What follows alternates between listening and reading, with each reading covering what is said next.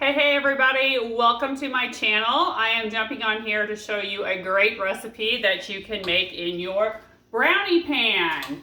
So our brownie pan is not just for brownies. Today's recipe we're going to be making pumpkin cakes, and they're pretty cool because they are just 2 ingredients. That's all they are. So we're going to go ahead and get started. This recipe too is great to make, I think, over the holidays, Thanksgiving, Christmas, or anytime really even in the fall. Because, you know, it's all around pumpkin, right? Maybe not something you would make in the summertime, but definitely in the colder months, okay? So with our pumpkin cakes, to get started, like I said, it's just 2 ingredients. It is a box of spice cake mix, okay? And then also 1 can of pure pumpkin, right? You do not want to use like pumpkin pie filling. It has to be the pure pumpkin. And using our can opener, I'm just going to go ahead and open that.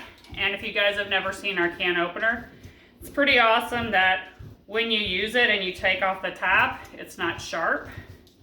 And so it's not going to cut you, your kids, your grandkids. You know, it's nice and smooth right there.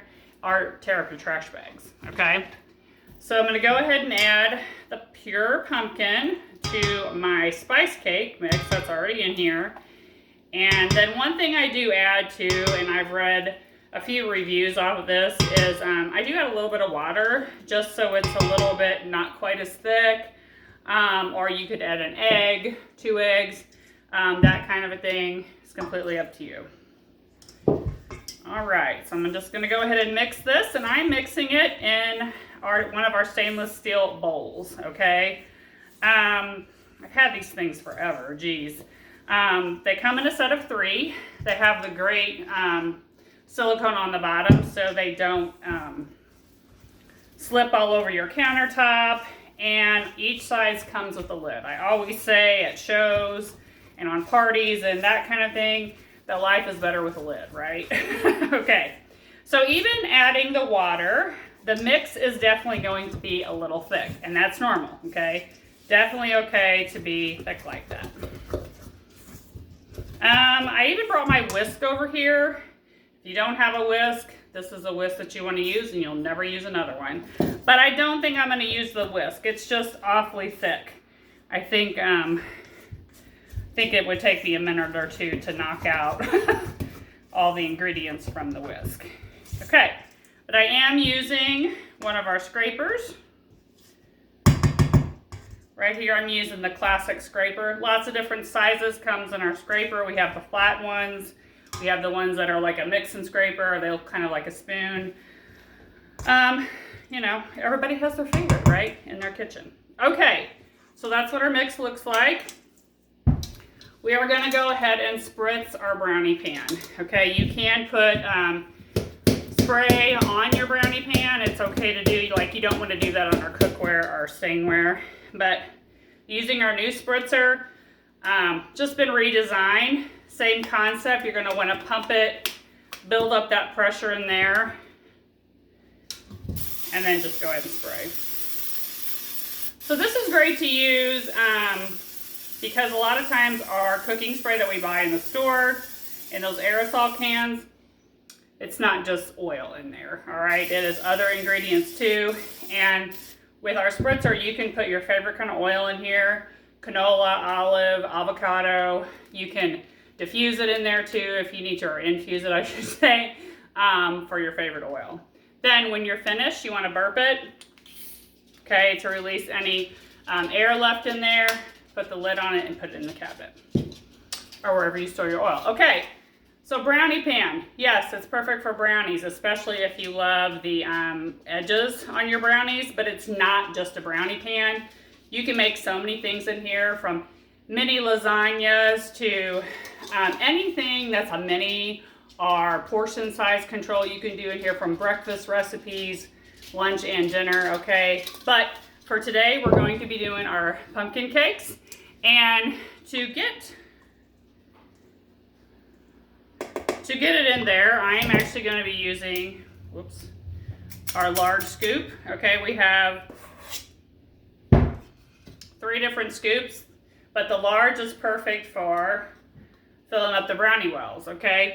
It's actually the perfect size for a cupcake, which if you didn't know it, is the size of our brownies, you know. So instead of making round cupcakes, you could actually put your cupcake papers down in the brownie pan and have square cupcakes, right?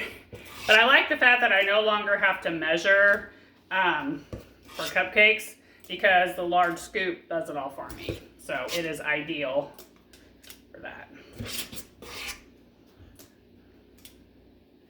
And this mix actually makes a total of 12 little pumpkin cakes. And by the way, I do have my oven preheating 325.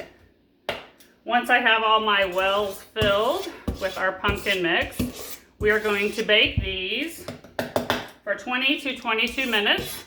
Let it rest for about 5 minutes and then put it on your cooling rack, okay?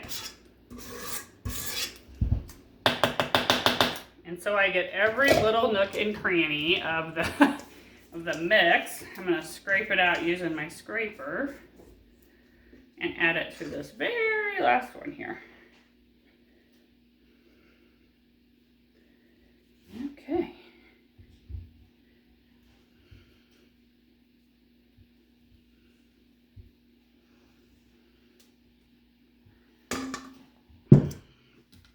All right, so there you go. And also we have other scoops too. We have our medium scoop, which is the perfect size for your average cookie. And then we have our small scoop, which is perfect for like a bite-sized cookie or for like melon balls, etc., that kind of thing that you're doing. Okay, so I'm gonna go ahead and bake this, and then I'll be right back and we'll show you how to make the whipped cream to top it with. Okay, you guys, I am back and I have the muffins or the pumpkin cakes. We just took them out of the oven. See how cool they look? We're gonna let them sit in the brownie pan for about 5 minutes, and then I'll take them out and let them go on the cooling rack just by themselves to finish cooling. Okay, but real quick, I want to show you guys how to make homemade whipped cream. And this is not just regular whipped cream, it's actually cinnamon flavored whipped cream, and you can do that in our whipped cream maker. So there's a line right here on the whipped cream maker. You never want to fill your ingredients past that, because if you're like me, they'll end up all over the place. So I'm going to put about a cup of heavy whipping cream in there.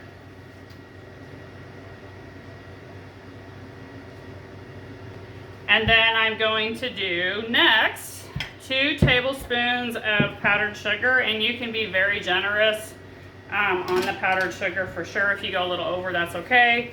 And I'm going to be using our adjustable tablespoon for that.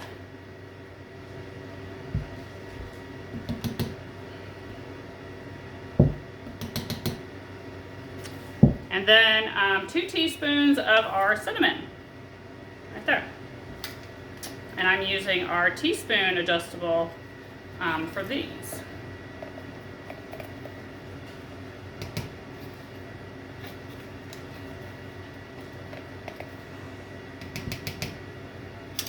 Okay, so what to do with the whipped cream after you have the ingredients in there, you just tighten the lid on there and you're going to pump for 30 seconds.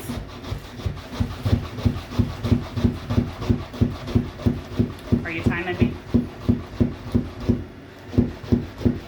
And as you're pumping it, you're going to feel it getting thicker in there. This is why I've learned to add a little bit more powdered sugar when I make this, because it seems to be really thick, and we like our whipped cream thick. Okay, let's see what it looks like right now. So you're going to see it's really pretty thick. So a little bit more powdered sugar would not hurt this, but it is pretty creamed up in there. I'm going to pump it. I'm going to pump it for a little bit more, but when you are finished with your whipped cream, if you take the lid off, you have it setting to the side. People are putting it on top of their pies, on their cakes, etc. But if you have any left over, you actually don't have to put this in a container and put it in the fridge. The base of it actually converts to a lid, so you can actually just put it in your refrigerator like that. Okay, Everything I've shown you guys, I'm going to put links in it in the description. The recipe also, and all the products I use, and any other information or notes I have about this really great recipe that you could make again over the holidays or in the cold winter months. Thanks a bunch, you guys. Talk to you later.